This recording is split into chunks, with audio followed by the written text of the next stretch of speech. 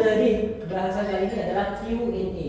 Dan kita sudah ada beberapa pertanyaan yang kemungkinan besar pertanyaan ini emang rata-rata Bapak Ibu tanyakan lah, gitu ya. Jadi di sini kita akan bantu untuk menjawab agar Bapak Ibu kedepannya sudah tahu kalau misalkan terjadi reaksi dalam bentuk apapun, Bapak Ibu sudah tahu cara menanggapinya, gitu. Oke ya. Dari yang pertama, kenapa saya tambah sakit? Kita udah bahas ini setiap hari ya, betul ya? Betul Bu Mo ya? Coba jawabnya apa? Ya kan MC apa ya? Beda-beda. Ada yang sakit, tambah sakit ya. Ya, tambah sakit itu kira-kira kenapa? Kayaknya proses perbaikan. darahnya Ikut-ikut aja proses. Biar nimbrung dikit ya. Proses. iya sakit tambah sakit gatel. Saya paling suka pakai analogi sih ini. Dan itu paling kita relate lah sama yang kita lakukan sehari-hari seperti gym yang kita bahas di luar tadi, Eci Eko. Contohnya gini. Kita main nih kan ada di gym itu kan ada main untuk dada, ada buat sayang, ada juga buat bahu kan kita kenal atau otot besar ini. Contohnya kalau misalkan hari ini kita main dada contohnya, dada. Tapi kita dalam kondisi kita masih awam nih, kita belum ada personal trainernya. Bayangkan kalau main dada itu ada caranya kan, gini kan. Tapi pas kita coba karena kita masih awam, kok yang berasa di sini, betul ya? Jadi kira-kira apa yang salah?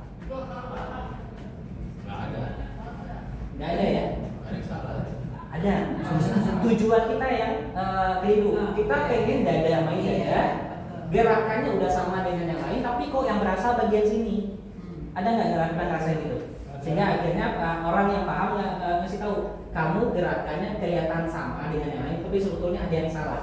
Contohnya seperti ini, kita gini, terus dibilang coba kamu ubah gininya ke bawah dikit gitu, coba gini, langsung berasa dada, gerakannya salah. Lalu pertanyaannya, kan tujuan kita dada, kok yang berasa di tangan? Setelah gym berasa tuh sakitnya, aduh sakit banget ini padahal fokus ke dada gitu. Kurang lebih itu juga yang kita rasakan di sini. Apakah ini berasa di sini salah? Enggak juga sebetulnya, kita nggak di otot ini. Cuman karena tujuan kita di sini, karena gerakan tadi keliru sehingga merasakan di sini. Tapi sebetulnya sama-sama baik juga. Kita melatih otot di sini. Itu juga yang terjadi pada tubuh kita. Kita menyangka kita punya keluhan di bagian bahu, frozen shoulder. Tapi ternyata pas terapi di sini, ternyata bagian sini merasa kesemutan atau kebas akhirnya. Tapi kalau kita lihat lagi ke belakang, ternyata bagian dari saraf kejepit kan dari sini sampai sini. Betul nggak? Bisa saja ibu udah ada gejala saraf kejepitnya sehingga ibu merasakan bagian sini juga, padahal fokusnya ke sini. Termasuk bagian kaki. Kita fokus di bagian lutut. Ternyata setelah terapi yang kena lutut ini setelahnya. Bahkan saya kena di bagian sini dan bagian sini persendian. Tapi kalau kita lihat lagi kok bisa kena yang lain, ternyata mereka sama-sama persendian. Gak mungkin dalam satu hari kita misalkan kayak ibu cucu jongkok itu 2 kaki atau 1 kaki. Tapi yang keluarnya kena kaki kiri doang. Aneh kan? Padahal gerakannya sama, yang lumpuh sama, bebannya sama, tapi yang kena kaki kiri doang. Tapi setelah terapi membaik dikit atau akhirnya dia kambuh lagi. Penyebabnya tahu? Tahu, jongkok lagi kelamaan. Kita tahu semua penyebabnya, tapi ya itu balik lagi, sempat baik, terus sakit lagi karena itu tadi, karena kita masih melakukan hal yang sama, yang berpotensi menghasilkan penyakit yang sama juga. Kalau misalkan kita tahu penyebabnya apa, kedepannya kita harus yang mencegahnya. Contohnya nih, saya kasih gambaran ya. Contoh nih, kan banyak bapak ibu kita yang cuci ya, yang bagian bawah ada pakai kursi pendek kan, sebenarnya gini, betul. Kalau ibu ini 30 menit ya coba begini, pasti nggak nyaman sih. Karena persendian kita itu, kalau kelamaan kita duduk dengan cara yang sama, dia akan kaku. Sirkulasi yang awalnya lancar itu perlahan yang melambat. Itu yang membuat ketika bapak ibu bangun, dia merasa berat. Karena itu tadi, ini persendian itu tidak diciptakan untuk diam diri, dia harus bergerak. Makanya per setengah jam buat yang kerja kantoran atau yang mungkin yang mau nyuci per 15 menit mungkin itu misalkan stretching seperti ini atau seperti ini. Karena dia harus gerak dulu biar persendian kita tuh nggak kaku. Itu teori simpelnya. Persendian tidak diciptakan untuk diam diri, dia harus bergerak. Apalagi dilatih. Dilatih jauh lebih bagus lagi biar menghindari dari yang namanya penyakit-penyakit persendian. Jadi di sini kenapa saya tambah sakit itu tadi. Lengan yang sakit tadi yang kita bahas pertama, yang tujuan untuk bahu atau tutup dada, itu sebetulnya adalah reaksi atau kontraksi otot kita aja. Jadi ketika sirkulasi lancar di sirkulasi di otot-otot kita, maka dia akan merasakan pegel atau bahkan sakit. Tapi itu hal yang baik, itu sangat baik justru. Bapak Ibu yang nge-gym, yang pernah nge-gym, pasti merasa pengennya seperti ini. Saya mau main dada, saya pengen dada saya berasa, betul nggak? Bayangkan Bapak Ibu main gym 1 jam, tapi pas gym dadanya nggak ada masalah, biasa aja. Tapi berbeda dengan orang lain yang gerakannya benar, pas dia selesai main, wih panas banget. Tapi mereka happy karena tujuannya tercapai, gitu ya. Jadi sakit di sini konotasinya positif karena itu untuk sebuah perbaikan. Yang kedua, saya tidak merasakan apapun. Nah ini banyak versi nih. Pertama kita bisa mengatakan karena orang ini pertama tuh gede banget nih yang padahal gede loh.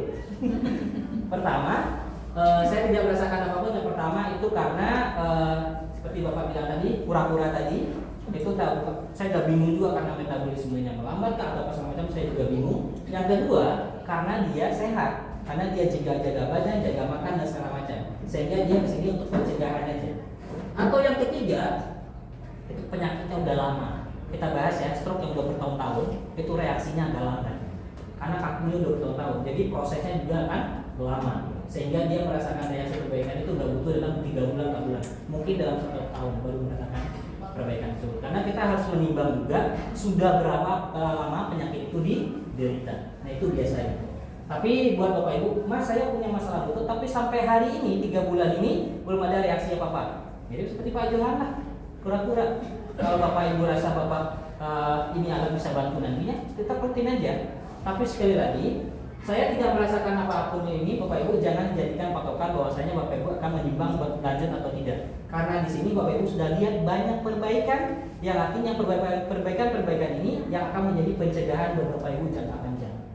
Mas saya nggak ada sakit lutut, kok orang sakit lutut semua? Jadi Bapak terapi di sini untuk pencegahan biar nggak sakit lutut, minimal untuk persendian semuanya. Intinya setiap datang di sini fokusnya bersihkan darah aja udah. Bapak saya udah tua, maaf ya banyak yang tua juga di sini. Oh Pak saya sakit, banyak juga yang sakit di sini. Sehingga fokus Bapak Ibu adalah saya di sini bersihkan darah deh. Sekalipun saya udah agak membaik dikit, saya tetap lanjutin. Ya. Ketiga, saya takut ada efek samping. Oke, saya akan membedakan. Di sini tidak ada efek samping, yang ada adalah reaksi perbaikan. Saya kasih contoh paling simpel. Di saat semua orang terapi di sini 20 sampai 25 orang saat ini sesi ini, kalau pulang semuanya sakit perut itu efek samping karena menggunakan alat yang sama dan reaksinya relatif sama. Begitu juga kita lihat di obat ada bacaannya tuh, efek samping mengantuk. Setiap yang makan obat pasti mengantuk Bapak Ibunya. Karena obatnya sama dan reaksi dan efek sampingnya sama.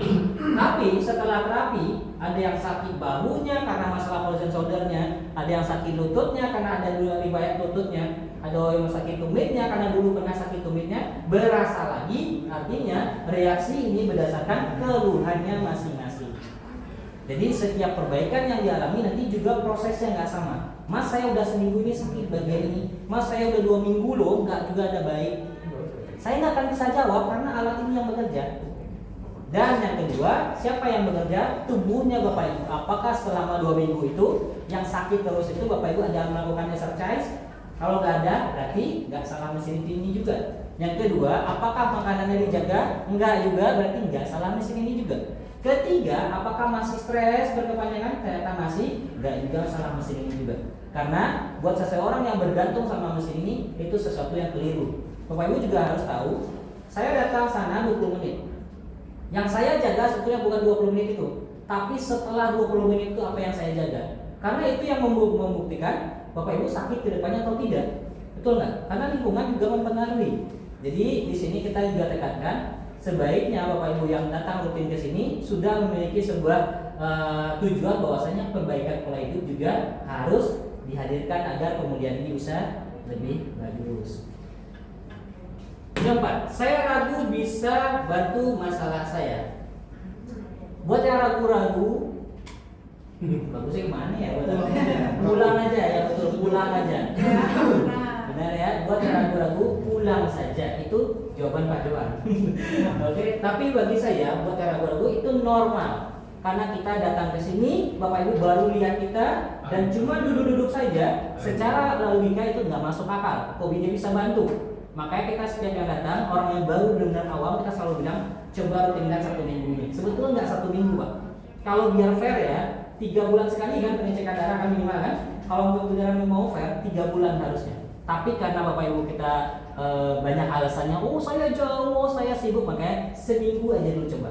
Minimal setelah seminggu itu merasakan reaksi, akhirnya kan dia penasaran kan, reaksi nih, boleh coba deh gitu. Nah itu yang sebenarnya kita pengen tunjukkan ke Bapak Ibu, seminggu ini ada reaksi atau tidak.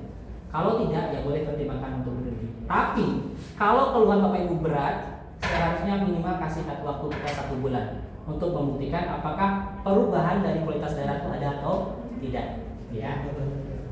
Yang kelima, saya sudah sembuh. Ini yang paling berat Bapak Ibu. Bukan kita masalah keluhannya. Kalau Bapak Ibu selama masih ada keluhan, masih ada niat untuk kesini. Kalau udah sembuh, bebannya makin berat. Karena bebannya adalah males sama sombong. Udah sehat ngapain? Ngapain ngantri-ngantri, kan udah sehat. Itu banyak sekali yang terjadi. Kita di BSD di dalam sutra sama, relatif sama jawabannya. Ibu kenapa udah terapi lagi? Kan udah sehat. Besok sakit lagi, mas saya sakit lagi. Setelah itu datang munggah gitu. Karena kenapa? Masih banyak Bapak Ibu kita yang menyangka tujuan datang ke sini untuk memulihkan kesehatan saja. Padahal yang paling mahal itu adalah pencegahan itu sendiri. Kapan kita benar-benar sakit? Ketika kita mengabaikan pencegahan ini. Kalau Bapak Ibu dari awal benar-benar di pikirannya adalah pencegahan, maka penyakit yang harusnya terjadi di usia 50, 60, 70 bisa saja Bapak Ibu hindari. Karena sekali lagi pencegahan itu mahal. Mahalnya apa? Waktunya. Karena lawannya adalah rasa malasnya. Ya. Yang keenam, saya hanya penasaran. Jawabnya gimana nih Pak Johan? Saya hanya penasaran nih. Justru dari penasaran. Ya. Kita dulu pendekatan Pak ya kayak ibu. Iya, Bapak-bapak kan pendekatan kayak ibu kan juga penasaran. si Penasaran. Ibu-ibunya kan penasaran juga. Iya. Akhirnya kayak kecantol juga kan. Iya. Apa ngomongnya 1 apa 2 apa? Justru penasaran. Penasaran yang kita maksud di sini adalah kok bisa ya orang-orang tuh bisa hidupnya, kok saya belum? Kok bisa ya itu kaki udah lama bisa baik? Kok bisa ya testimoni itu tangan udah sakit bertahun-tahun itu bisa sembuh ya? Itu yang bikin orang penasaran. Kapan ya waktu saya?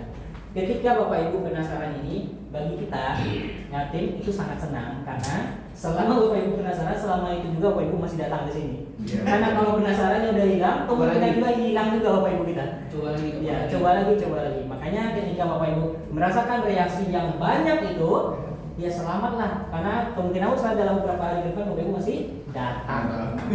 Ya. Jadi di sini sekali lagi pertanyaan-pertanyaan ini adalah pertanyaan yang sebetulnya Bapak Ibu bisa jawab sendiri. Hanya saja pengen kita yang jawab aja. Betul nggak? Kayaknya nggak senang gitu. Iya. Pokoknya kamu harus yakinkan saya dulu kalau ini aman gitu. Ya, kita udah jawab di sini aman. Bahkan saya nyebutkan semakin banyak reaksi, artinya semakin banyak kedepannya diperbaiki. Itu konsepnya. Karena Bapak Ibu terapi di sini kecuali Ibu menggunakan 2-3 terapi dalam 1 hari itu beda case. Kita nggak tahu reaksi itu dari mana. Tapi kalau fokus yang di terapi ini aja kita bisa bantu jawab. Gitu ya. Ada pertanyaan? Jangan ya.